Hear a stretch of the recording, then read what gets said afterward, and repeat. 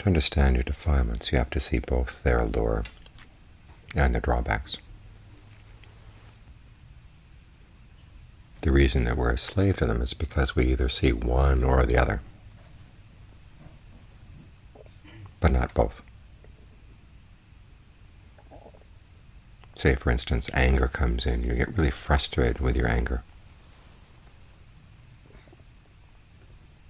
Well, no matter how frustrated you feel with it or how upset you are by it, you can't really uproot it until you see what you like about it. And often that's something we keep hidden from ourselves. It's a side of the mind we don't like to see. The nasty little kid inside that gets some sort of gratification about being angry. The feeling of conceit, superiority. The way we treasure the sense of having been wronged, for fear that if we didn't have that sense of being wronged, we wouldn't exist. We wouldn't have any worth. A lot of that is what fuels our anger.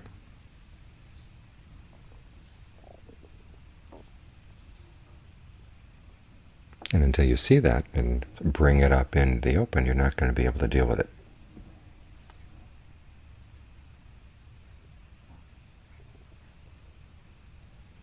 On the other hand, there's lust.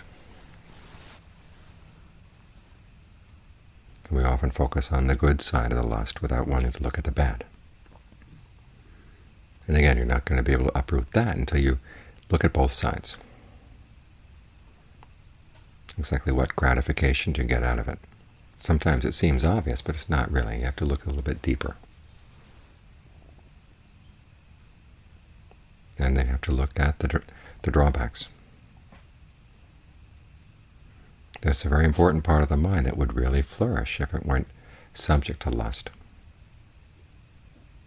weren't constantly hankering after nice smells and sounds and tastes and things to look at.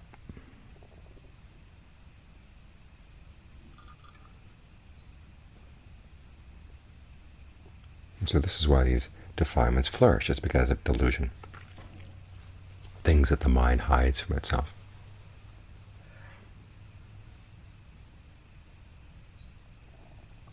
And the reason it hides from itself is it really is painful to look at them. This is why we need to practice concentration, get the mind really firmly settled, so it can be in a place, be in an inner space, where it's willing to look into what's painful, the embarrassing things you begin to see about yourself, why you like anger, likely where your lust comes from, where your greed and fear and jealousy come from.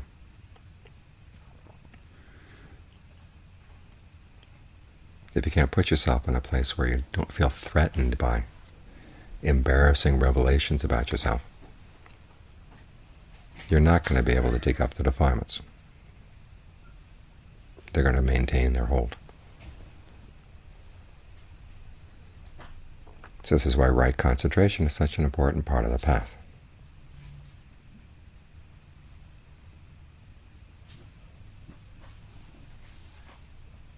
When you know that you've got a place where you can go, where there's a sense of ease, a sense of pleasure, even a sense of rapture that you can tap into when you need it, that helps buoy you up.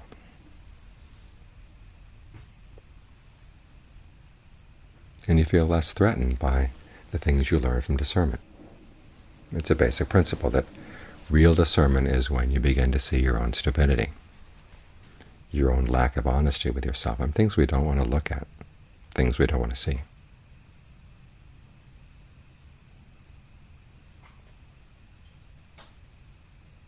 But it's what we have to see, what we have to look at, if we want to be free.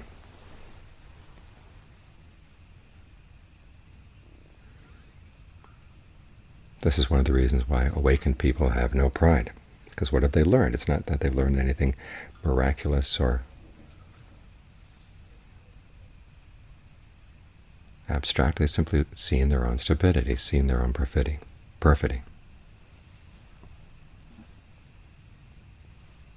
their own dishonesty with themselves.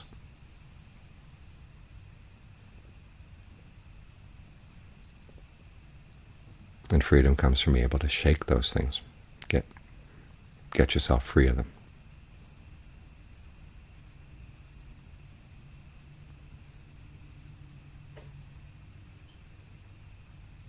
So it's important that you get a good place to settle in, a good sense of feeling at home being right here.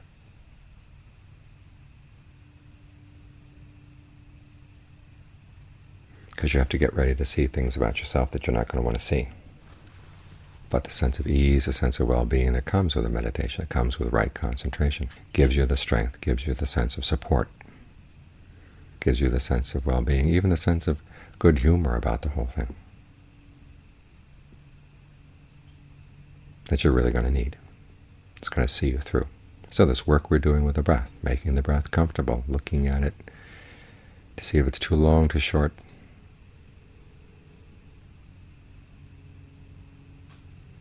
bringing it back when it wanders off. This is important work.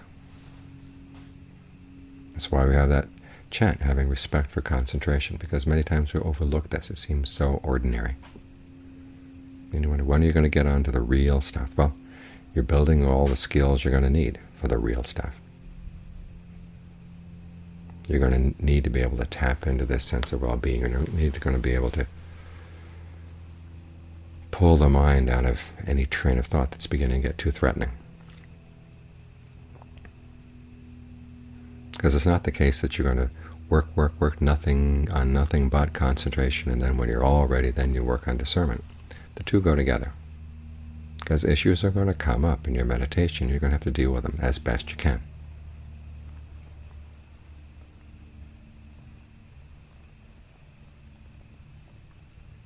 Anger comes up, and what are you going to do? We've got to deal with it with whatever powers of concentration and discernment you've already mastered. And it's in the dealing with it that they get stronger. It's like the muscles of your body. It's by using them that they get strong.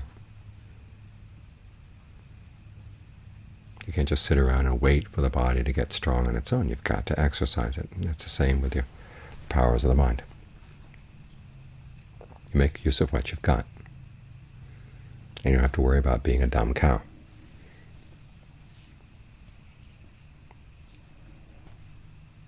Taking on things before you're ready. Of course you're going to take things on before you're really ready to deal with them.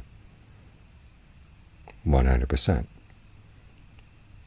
But you've got to test yourself against them. And sometimes you can make little inroads, little victories that may not totally uproot a defilement, but at least weaken it for the time being and give yourself some more space to get the mind settled in even more firmly.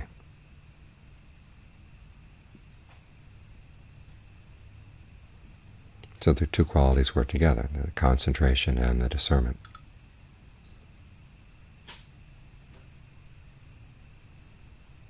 The images of two hands washing each other. You can't just wash your right hand with your right hand. You need your left hand to help wash the right hand washes the left.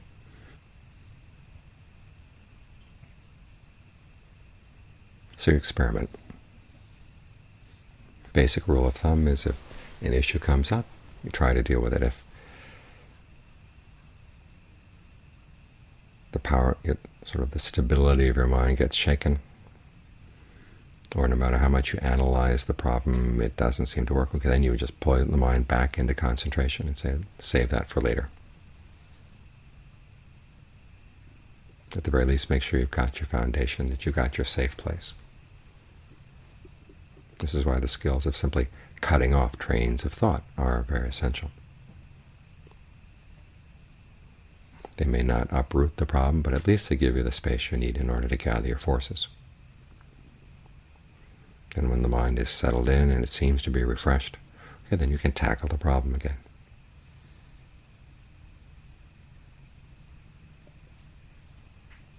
And there's a back and forth like this. It may not fit in with preconceived notions of the sort of nice, easily distinguishable progressive steps in the meditation. But remember, we're training the whole mind, and you can't train just one quality without training the rest. You're going to emphasize one quality, but the others have to get in the act as well. And it's like exercising the body. You don't exercise just one muscle at a time. They come in groups.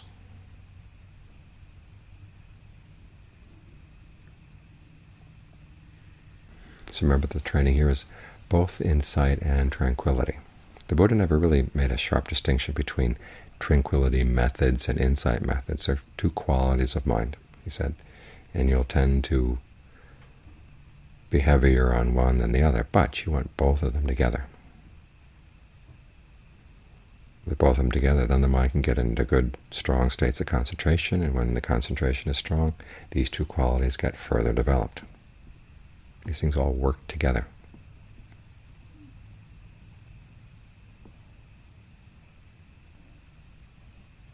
So that sense of samvega that comes when you see how foolish you've been all along doesn't get you depressed. The response is not aversion,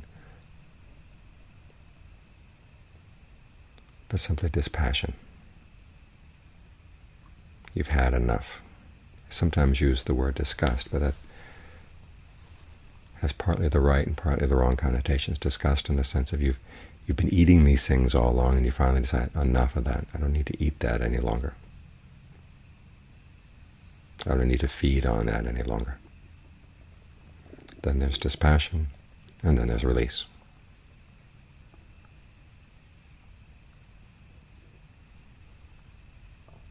And it comes from a point of balance. And a great deal of the meditation is seeing yourself leaning left and then leaning to the right, leaning forward, leaning backwards, and then finally reaching the spot where the mind is just right in place. The word that John Lee uses is set tall.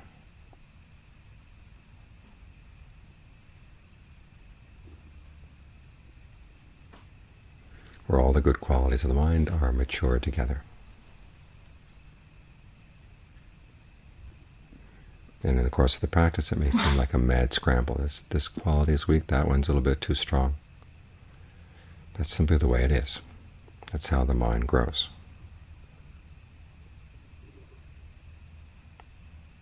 And as the practice develops, you get a more holistic sense of what's going on, a better sense of balance.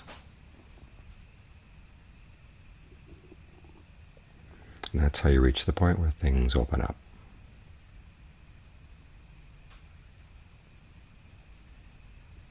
And all that's left is freedom.